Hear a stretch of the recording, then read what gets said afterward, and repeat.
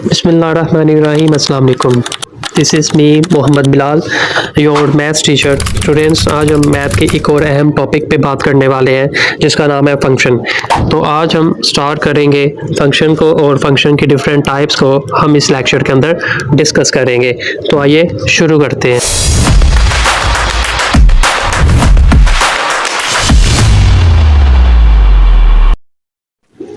तो आइए शुरू करते हैं। Cartesian product of two sets. बेटा फंक्शन क्या है और फंक्शन किस तरह से बनता है, ये समझने के लिए हमें कार्टेशियन प्रोडक्ट और रिलेशन का पता होना ज़रूरी है। जब तक आपको कार्टेशियन प्रोडक्ट का नहीं पता होगा, आपको रिलेशन का नहीं पता होगा, तो फंक्शन की आपको समझ नहीं आएगी। तो सबसे पहले डिस्कस करते हैं Cartesian product of two sets A and B.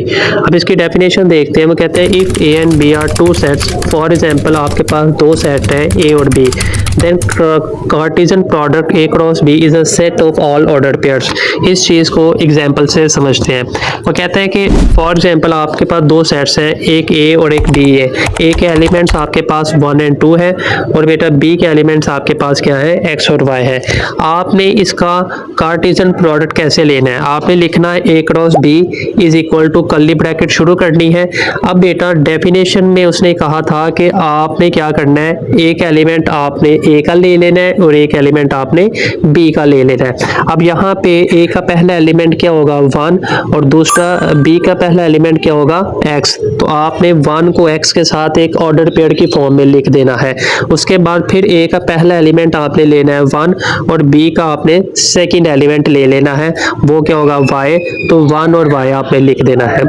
उसके बाद ये एक ऑर्डर पेयर बन गया। उसके बाद आपने ए का सेकंड एलिमेंट लेना है और बी के फर्स्ट एलिमेंट के साथ लिख देना है, फिर बी ए का सेकंड एलिमेंट लेना है और बी के सेकंड एलिमेंट के साथ लिख देना है 2 एंड y। यानी कि कार्टेशियन प्रोडक्ट ये होता है आपके पास कि आपने ए का एक एलिमेंट लेना है और एक एलिमेंट आपने बी का लेना है। इन दोनों को आपने एक पेयर की फॉर्म में लिख देना है।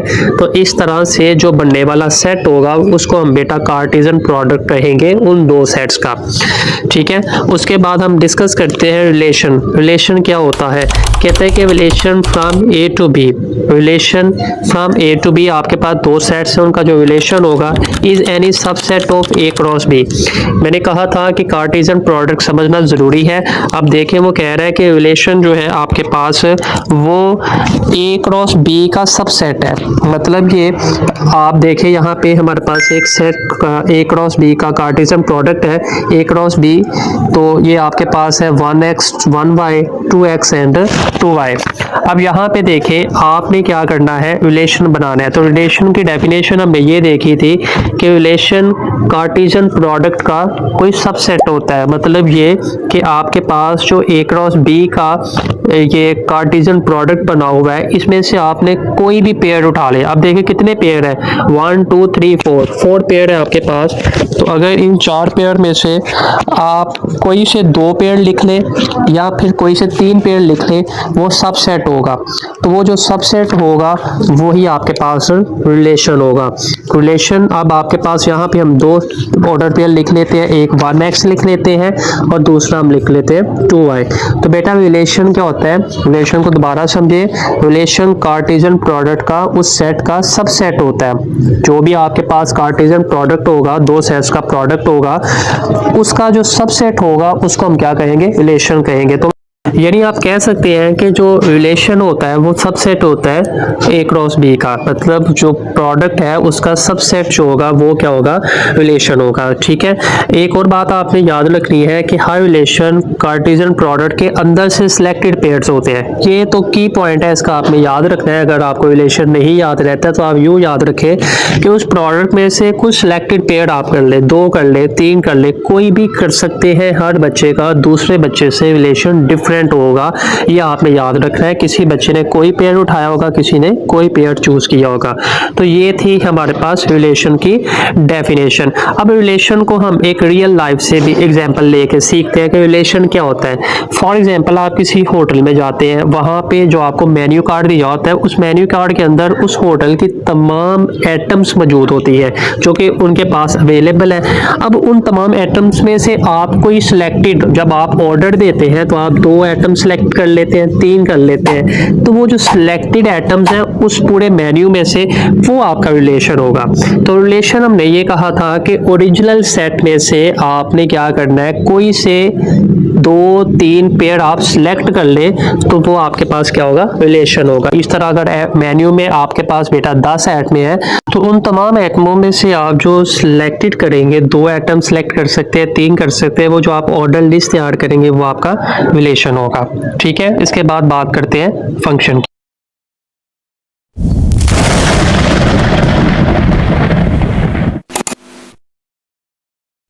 तो अब बात करते हैं फंक्शन के ऊपर। तो कहते हैं फंक्शन क्या है, a function is a special type of relation. देखिए बेटा वही बात आ गई, मैंने आपसे कहा था कि रिलेशन समझना जरूरी है। अब यहाँ पे देखिए फंक्शन बनता है किस तरह से, रिलेशन से बनता है। कहता है स्पेशल टाइप का अगर आपके पास कोई रिलेशन हो, उस स्पेशल टाइप के रिलेशन को हमने क्या कहना है, फंक्शन कहना है। अब ये स्पेशल टाइप का रिलेशन किस तरह का होगा डिस्कस करते हैं। फॉर एग्जाम्पल आपके पास एक सेट ए है जिसके एलिमेंट्स 1 2 3 है और एक सेट आपके पास बी है जिसके एलिमेंट्स क्या है, 4 5 6 है। अब आपने एक खास किस्म का रिलेशन बनाना है, उस रिलेशन को हम क्या कहेंगे, फंक्शन कहेंगे। अब यहाँ पे देखिए एक नीचे आपके पास रिलेशन दिया हुआ है 1 4 2 5 और 3 6, यानी कि 1 का 4 के साथ हमने पेयर बनाया, 2 का 5 के साथ बनाया, 3 का 6 के साथ बनाया। मतलब ये कि ए का हर एलिमेंट बी के हर एलिमेंट के साथ एक यूनिक पेयर बनाएगा।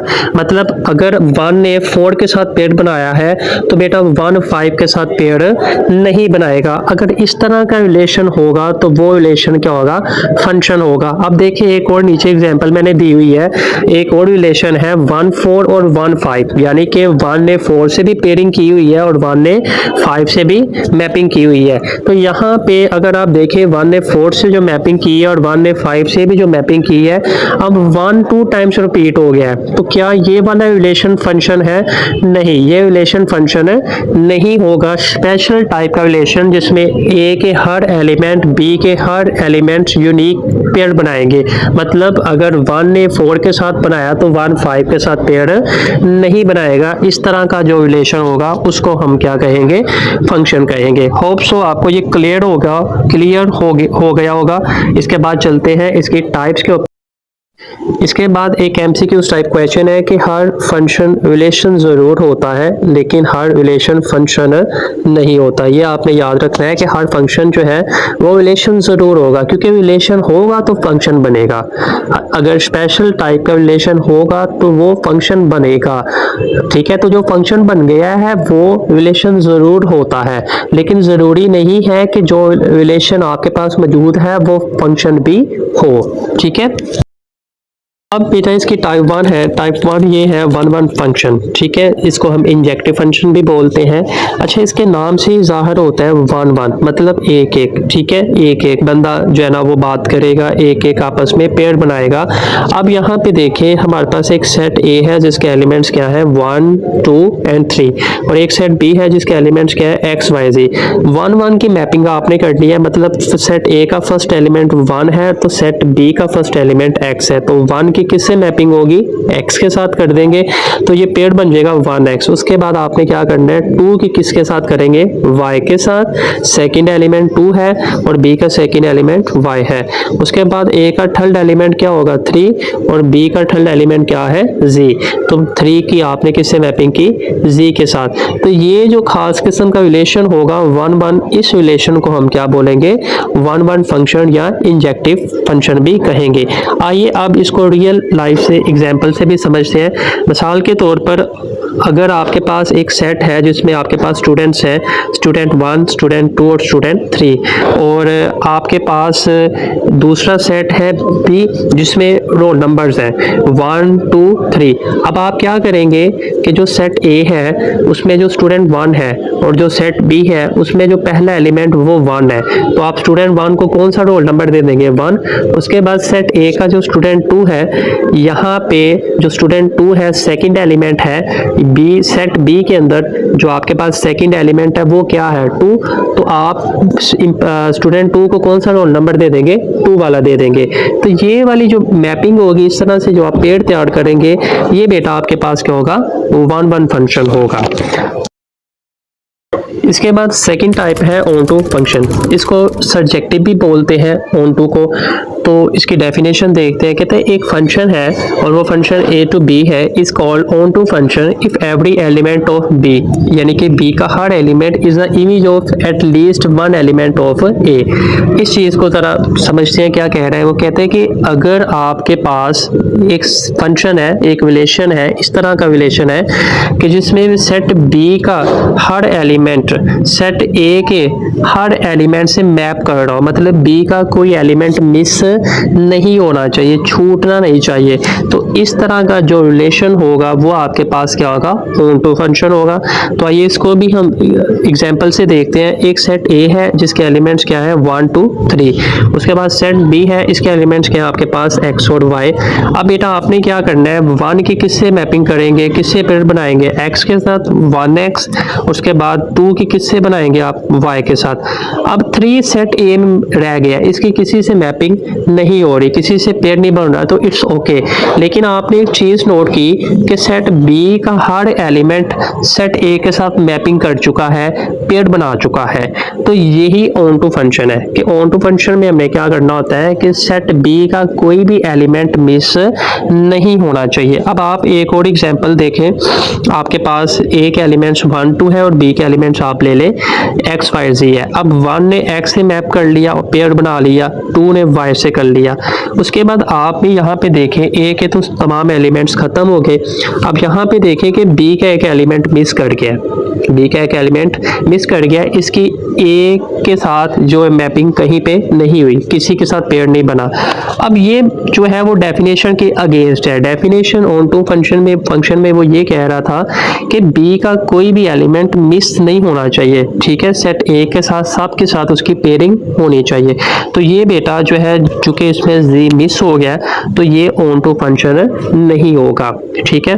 तो इसके बाद हम डिस्कस करते हैं नेक्स्ट फंक्शन को। तो इसके बाद हमारे पास दूसरा फंक्शन है इनटू फंक्शन। अब इनटू फंक्शन को हम इंजेक्टिव फंक्शन भी बोलते हैं। ये ऑन टू के बिल्कुल ऑपोजिट है, बिल्कुल उल्टा है। ये जो अभी हमने एग्जांपल डिस्कस की थी, मैंने आपसे लास्ट पे ऑन टू के लास्ट में हमने डिस्कस की थी, वो बेटा इनटू फंक्शन की ही एग्जांपल थी। तो डेफिनेशन देखते हैं, कहते हैं एक फंक्शन आपके पास is called onto function if there exist at least one element in B, there is not image of any element A. For example इस चीज़ को आप समझते हैं, कहते हैं कि आपके पास एक सेट A है जिसके एलिमेंट्स 1 2 है और एक सेट B है जिसके एलिमेंट आपके पास x y z है। अब आपने क्या करना है, 1 का मैपिंग हो जानी है x के साथ, 2 की मैपिंग हो जानी है y के साथ, यानी कि A का फर्स्ट एलिमेंट 1 और B का फर्स्ट एलिमेंट x, A का सेकेंड एलिमेंट 2 और B का सेकेंड एलिमेंट y। अब आपने देखा ये B के अंदर एक एलिमेंट ऐसा है जिसकी मैपिंग A के साथ नहीं हुई, यहाँ पे Z मिस कर गया। तो ये जो Z मिस कर गया है क्योंकि B का एक एलिमेंट मिस हो गया है, तो ये जो इस तरह का रिलेशन आपके पास बना, ये बेटा इनटू फंक्शन है आपके पास, ठीक है। इस तरह का जो फंक्शन होगा वो इनटू होगा, इनटू ऑन टू के बिल्कुल ऑपोजिट होता है, ठीक है। अब हम इसकी एग्जांपल रियल लाइफ से देखते हैं कि रियल लाइफ में इसकी एग्जांपल क्या हो सकती है। मिसाल के तौर पर आपके पास एक सेट है, A सेट है जिसमें एलिमेंट्स जिसके आपके पास एलिमेंट स्टूडेंट 1 है और स्टूडेंट 2 है, 2 स्टूडेंट है आपके पास। और उसके बाद आप एक और सेट ले लें B, इसमें क्लासरूम के अंदर बेंच 1 है, बेंच 2 है और बेंच 3 है, 3 बेंच है। अब स्टूडेंट 1 ने क्या किया, बेंच 1 पे बैठ गया, मतलब स्टूडेंट 1 ने बेंच 1 से पेयर बना लिया। स्टूडेंट 2 ने बेंच 2 पे बैठ गया, मतलब स्टूडेंट 2 ने बेंच 2 के साथ पेयर बना लिया। अब आप देखें ये जो बेंच 3 है ये खाली है, फ्री है, क्योंकि इसका A के किसी भी एलिमेंट से पेयर नहीं बना तो मैपिंग नहीं हुई, तो इट्स मीन ये फ्री है, बिल्कुल फ्री है।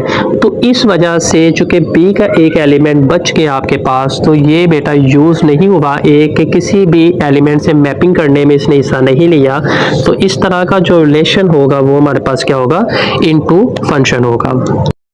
तो आप डिस्कस करते हैं टाइप 4 को, जिसका नाम है many one function. Many one function आपके पास क्या होता है? अब देखिए इसके नाम से पता लग रहा है मैनी वन कि जब मल्टीपल इनपुट्स का आउटपुट सेम हो, यानी कि सेट ए के एलिमेंट्स ज़्यादा हों, ज़्यादा मैपिंग करें, और सेट बी का जो एलिमेंट्स है वो कम यूज़ हो। अब आइए इसको एग्जाम्पल से समझते हैं फटाफट।